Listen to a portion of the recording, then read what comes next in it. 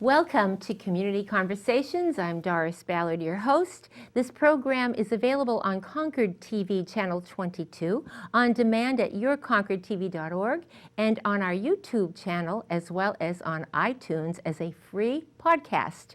Today, my guest is none other than the director of the Suncook Valley Chorale, Scott Lounsbury. Welcome. Thank you, Doris. Good to see you again. It is wonderful to see you. And you've got another amazing production coming up. Yes, we do. And it is, I'm going to mention it quite often so that people can save the date and know the Please. location. And I have a poster right here. It is the Suncook Valley Chorale presents Music That Moves You, Songs of Dance. Yes, indeed. Right. And it's going to be held January 2016 on the 15th at 7 p.m. and the 16th at 3 p.m. at the First Congregational Church of Pembroke. Yes, indeed. So, website where they can go to find out all this wonderful information is they can just Google Suncook Valley Chorale, and or svcnh.org. There you go. There you go. There It it is. easy. I just Googled it, and there it was. All right. Beautiful. Wonderful. Okay, so songs of dance. Before we get into that, because songs of dance, and you're a choral group, let's find out about you. Let's have you revisit the public, because I'm sure a lot of people know who you are, but for the purpose of this program, anyone who's tuning in. So you are now the chorus and music teacher at Belmont Middle and High Schools. I am. You are a summer band leader. I am. You're a community theater director. On occasion. On occasion. And you've been a church choir director, including a year in Concord at St. John the Evangelist Church. Back when. And I mean, you are exquisitely talented, I may say. So talk about how you got involved with the Suncook Valley Chorale. You do so much. So this is what, 32nd year since, but you haven't been with it. No. I've been with it since 2001. Okay. So, so it's coming up on many years, pretty soon, 15 years pretty soon. How does someone get into being a choral teacher? To me, that has to be the most exciting but difficult, where you get a group of people, especially, and we'll be talking about the people that are typically in your chorale, which is wonderful. Stay tuned for that, people, because you may want to be in the chorale. Yes. And so how does one think someday I'm going to be a chorale director? It's a good story, actually. Well, let's hear it. It takes me back to my high school days. And in the early 1980s, I was in the All New England Chorus, and we were rehearsing in Keene, New Hampshire, at the Keene State College at that point. And we were doing a Renaissance piece by Orlando de Lasso, and there were 4 measures of it in the middle, where it just was an amazing experience and a very spiritual experience for me. And the guy who was directing just told a story that opened up those 4 measures in a way that just blew me away. And I remember thinking to myself, you know what, I love what I'm doing, and if I could do that for other people, wow, that would be just an amazing thing. And I'm very, very lucky the way that circles move in one's life. In my capacity as the manager of the All-State Chorus, I hired that very man. So he's Really? going to be, yes, he's going to be with wonderful. our students in April. It's great the way the universe works. Isn't it? Isn't it? Right. I It really think is. so. So someone inspired you, Yeah. and now you are inspiring people every day of your life, I'm sure, sometimes without even realizing it. You inspire people. So Sometimes, yes, and sometimes just the opposite too. We're all human, Doris. We're all human. we don't want to go there, though. No, positives, negatives, yin yang. Yes. Now you are the director, as I said, since let's see, 2001. 2001, yeah, fall. And, right, so almost 15 years this fall. And how did that all come about? Did they seek you out, or did they, I was at a point where I was looking to direct a group, and just happened to, it was It was the cousin of the school secretary, and the school secretary really, we liked each other quite a bit, in a similar way that you and I have a friendship. And Ruth said, "Hey, meet my cousin Mert," and Mert sings in this group down in Concord. "Well, we're looking for a director," says Mert. Now, well, one thing leads to another, and there I was. Serendipity. Yeah, Right. indeed. And what a gift to the chorale, for sure. But it was organized in Pittsfield, New Hampshire. How much did you know about the chorale before you started to be its director? I'd seen a couple of concerts. We had actually talked about doing some kind of joint thing with a community chorus I was doing up in my home in Wolfboro at the time. That didn't come about, but it was nice to be able to know that there was a similar values in an organization that was not too far away from ours. If you're just tuning in, I am Doris Ballard, host of Community Conversations, a production of Concord TV, and my guest is Scott Lounsbury. He's the director of the Suncook Valley Chorale. They've got an amazing production coming up on the 15th and 16th of January, and it's called The Songs of Dance. Let's talk about your chorus now. Sure. How do you find people? How does it all happen? They find us. That's what's so unique about the Suncook Valley Chorale. And most community choruses, it's that kind of thing. Certainly, we are in a position right now where we are trying to actively promote the participation of some more basses and tenors. We have had a bit of a dearth of basses and tenors. Our 5 basses are rocking our world, and our 7 tenors are really doing a job. But we sure could use another few in those ranks. And because of that, we have decided that what we're going to say is if a bass or a tenor can come to both of our open sings and will be singing with us for, trying us out for both of our open sings, then we will give them 2 free tickets to the May concert. Wow. All right. So now when are the open sings? Open sings will be Monday, the 25th of January, and then the following Monday, the 1st of February. And they happen right at Concord High School, right in the band room. And that'll be from 6:30 till probably about 8:45-ish. And 14 years and older. So Yep. do you have some teenagers in your group? We have had in the past, yes. We ask for 14 years and older. We also ask for the ability to hold your own choral part, which, it is an important part of That can being be able to. difficult for some people, It can right, indeed be right. difficult for some people. Do they and have to know how to read music? No, they do not. That's a big deal for those of us who are nervous. We know how to read a little bit, but not enough to keep up with those really. But that's really the kind of folk that we tend to gather. What an amazing city Concord is, where we have got 3 or 4 different choral organizations where people have differing abilities. Right. Maybe you have a great ability in the community aspect of it, or in the world aspect of it. Well, maybe you're a song weaver, or maybe you are into the whole classics and the wonderful, rich repertoire there, and you've got the Concord Chorale. We are a different kind of group. I think we are appealing to mostly a different demographic, and we tend to do stuff that is a little lighter weight. We do classics, we do jazz, we do a little bit of pop here and there. So it's a little bit of everything. No, you don't need to read. Being able to read certainly helps, Sure. but we have many resources for ways of teaching the music. They do not have to memorize all the lyrics, or do they? There are very rare occasions on which we ask people to memorize. Now, But all of my members they're are trained saying, to look up and how I to perform. encourage it Yes, constantly, very constantly, yes. The idea is people have not come to see what a good hairdresser you have.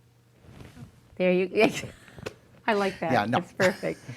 What happens if you ever get someone who's not confident enough? And do you see them grow? I'm sure you must see absolutely. them where they come in and they're not too Oh, sure. absolutely. Yeah, I've seen people go from just kind of being the person in the back to eventually trying a solo and trying out, and sometimes trying out many times. and most frequently, usually ending up with something after many times of trying out. But it's wonderful to see people growing. We've even had more than one person grow beyond what our chorale can offer and move on to one of the other chorales. That's So, you know, wonderful. it's all part of it's all good. That's great. It's all good. All right. Speaking of all good, the show. All right. The songs of dance. How do you come up with these ideas? Literally, those who go to see the show will be feeling as though they're traveling the world of music and dance, right? Yes. When did you get that brainstorm? Because it's it's a brilliant idea. Well, we usually try to, or I usually try to plan at least about a year in advance, if not 18 months in advance on a program. Usually what I will do is we'll try to build 2 programs, which I will present to the board, and then the next year we will work on them and present them. I don't know that I could even begin to tell you where the dance one came from, except perhaps looking at songs that I particularly liked and said, you know, I wonder where I can go with the theme there. here. Yeah. Sure. Right. And then you get a theme, and then you say, oh, well, can I develop this theme? I just saw a note in one of my notebooks saying, oh, what about songs of transportation? You could do a whole load of things on cars or planes or trains or feet, you know.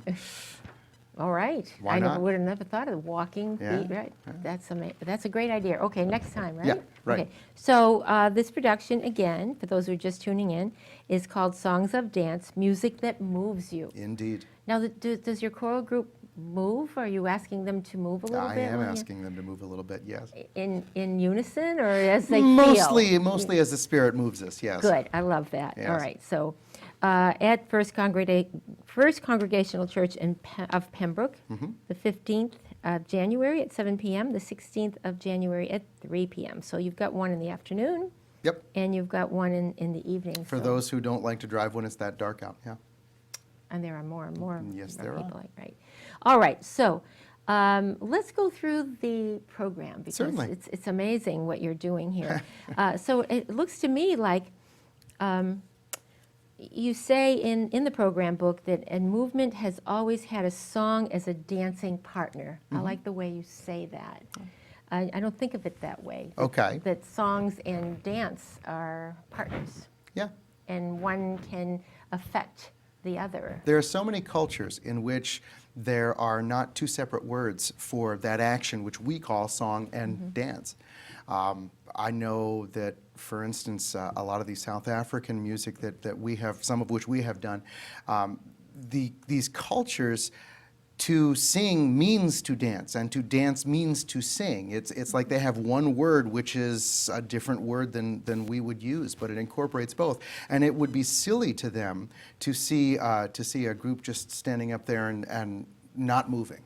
You know, not having some kind of motion explaining the song or adding to the song. So music and dance, or song and dance, has always been very, very closely connected. So let's look at some of the songs that you chose and maybe a little bit of why you picked that. Sure. Let's see, start with 1800s. Yeah. The Boatman's Dance. Oh, definitely, yes. Right.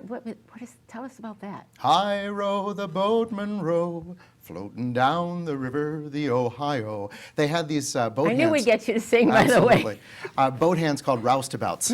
And they were a particularly rowdy crew, and they would like to have their fun. And a lot of times it had to do with dancing. The boatmen dance, the boatmen sing, the boatmen up to everything, that kind of thing.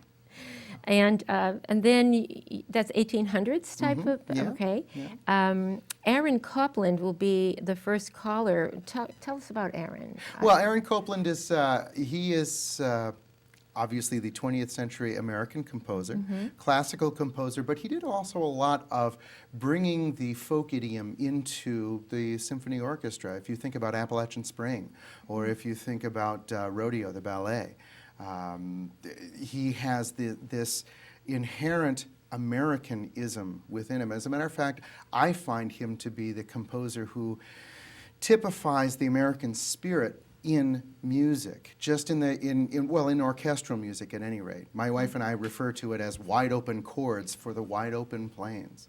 He's got an opera called The Tender Land where it's it's broad and you can just get this sense of moving, winds moving over fields of wheat. It's just a beautiful thing.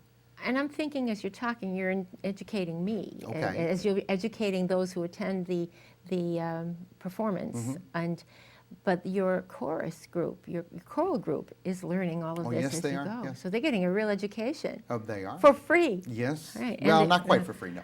Oh, Dues. There are dues. oh, okay, dues, but Okay. really, can't be that much, I'm sure, but worth it. Come to the open sing and find out. There you go. Oh, and the open sing again is 25th Right, we want to Of keep saying January that. and the 1st of February. All right, we're going to repeat that again Okay, before sounds we end. good. All right, so for those of you who are wondering who is on the program today, it is none other than Scott Lounsbury, the director of the Suncook Valley Chorale, which is having their big production coming up on the 15th at 7 p.m. of January and the 16th at 3 p.m. in the afternoon. And that is at First Congregational Church of Pembroke. And we are talking about the title of it, Music That Moves You, and we're talking about all that music right now. It's about music and dance. Yes. All right, moving along, Renaissance. You mentioned the Renaissance earlier in the program. Yep. I must say, you're teaching me now because... 2 madrigals, Right. Okay. and these madrigals are about dance. One of them is called Tanzen und Springen, which is dancing and leaping. Really is the literal translation. And it's just it's a madrigal about how wonderful it is when friends get together and party. Do you have soloists often? Not singing? often, no. It's usually more of a... More of a choral Okay. group, yeah. All right, then we go to Germany and the German ballroom, the Yep, waltz. the Liebeslieder waltzes. Oh. Johannes Brahms, the Romantic composer, wrote wonderful sets of poetry, and I think I even who's the poet here? I don't have that down here, but he set a bunch of love poems, and so these are the waltzes that come from that set. So, beautiful diversity of music. And we'll give just a little sampling. We'll just give 2 of the. I think that there are 20 in the whole set. Wow. Now the songs of Debussy, and talk about that because. Well, that's going to be actually. I'm being a little bit Greek dance. selfish. Okay. In that I get to sing a solo. I don't get to sing solos very frequently. So I kind of asked the board if I could sing La Mandoline from Debussy's one of his sets of Wonderful. Verlain's poetry. You're a trained singer. Not very well, but yes. But you're a good singer, trust me. All right, so now you're modest, I should say. All right, you go all the way down now to Argentina. There's a lot in between. Oh, that Libertango is quite The something. tango. Yeah, I mean, we have 2 how do you tangos sing in the program. a tango? Well, it's Leroy Anderson's Blue Tango. Here I am with you in your eyes of blue. It's a beautiful tango from the pop realm. But there's also Astor Piazzolla, and if you've never heard of the music of the tangos of Astor Piazzolla, go find. We were in, I think, Provincetown 10, 15 years ago and walked into a shop and heard this music playing, and it was all like old recordings and tangos and such like that. And it's like, I have to have this recording. Wow. And a lot of Astor Piazzolla's stuff is on there. But he's got this one called Libertango, Tango of Liberty.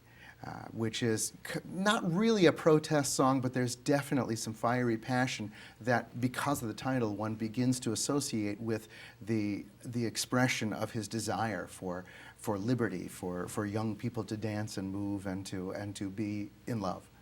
And it's a fiery piece. It's fun. I absolutely love the tango, but don't think of it as someone singing the lyrics to it. But so now, Well, it's I suppose one could call it a scat syllable song. So you don't actually have words to it, but so it's okay. kind of trying to act like the different instruments, the accordion and the violin. right, now this is a must-see show. I'm Oh, yeah, telling you. absolutely. You've got to see that. Have All to. right. So you're just again tuning in, you've got to save the date for this Music That Moves You, Songs of Dance, performed by the Suncook Valley Chorale under the direction of Scott Lounsbury, who's my guest today on Community Conversations. And again, so save the date, January 15th at 7 p.m., January 16th at 3 p.m. at the First Congregational Church of Pembroke. All right, now take a breather. Oh gosh, I gotta love the '50s music. Oh, yeah. So let's talk about that. Okay. We get back after our intermission, and we have a set. Well, we've got the blue tango, we've got the dancing cheek to cheek. Okay, and then we've got a whole set of '50s tunes.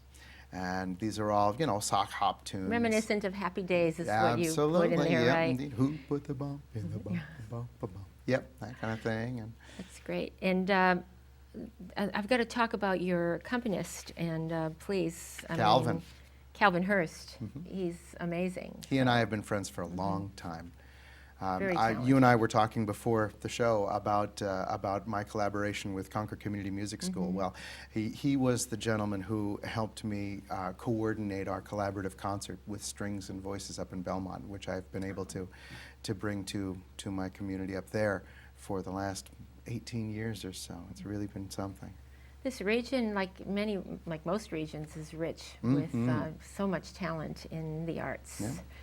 So, and I'm so thrilled that you're here on the program with me today. All right, so how does it all culminate? In a concert which will blow your socks off. It Is that what sounds you like mean? it. Oh, all right, that's a good pitch for it. All right. Is there anything that we missed? We didn't talk about The Wheel, a poem of Wendell Berry, right? We didn't talk about that. Wendell Berry, American poet and an author, and he wrote this poem about the ethereal aspects of the idea of dance. And he talks about the fact that the movement together lightens the feet. May I read some of it? Yes, absolutely. Yeah, let me read some of the Better text here. from you than it so is this from is me. Wendell Berry's Yeah. poem. And Wendell Berry says, "At the first strike of the fiddle bow, the dancers rise from their seats, and the dance begins to shape itself in the crowd as couples join, and couples join couples, their movement together lightening their feet. They move in the ancient circle of the dance. The dance and the song call each other into being. Soon they are one, wrapped in a single rapture, so that even the night has its clarity, and time is the wheel that brings it round. In this rapture, the dead return. Sorrow is gone from them. They are light. They step into the steps of the living and turn with them in the sweet enclosure of the dance, in the sweet enclosure of the song, and timeless is the wheel that brings it round." It's absolutely ethereal. And when it's set to the music by composer David Brunner, who's a colleague of mine down in Florida, he and I have done some other stuff together. But beautiful setting of it. And the chorale does such a nice job of delivering it. You can see that there is an intensity in their performance of it. I can imagine you get goosebumps on many occasions when you hear your choral group performing. Oh, yeah. And something comes to life that you conceived. Yes. Right. Huh? What would you like to tell the people who are watching or listening to the program today about this production? That I know it sounds amazing, that would motivate them to say, got to go to this production. I would say, even if you are skeptical that you will find something that you enjoy, it is such a wide variety of stuff that I'm convinced that if you come and there's nothing that you enjoy, I'm sorry, I don't know what's wrong with you. But there are so many different things. And part of the show is watching these people who are your friends and your neighbors. I mean, who are the people who are singing? We've got realtors, we've got theater people, we've got, I made a list here. We have a New Hampshire legislator. What, really? Yes, we have social workers and business owners, yoga instructors, forestry experts, historians, cosmetologists.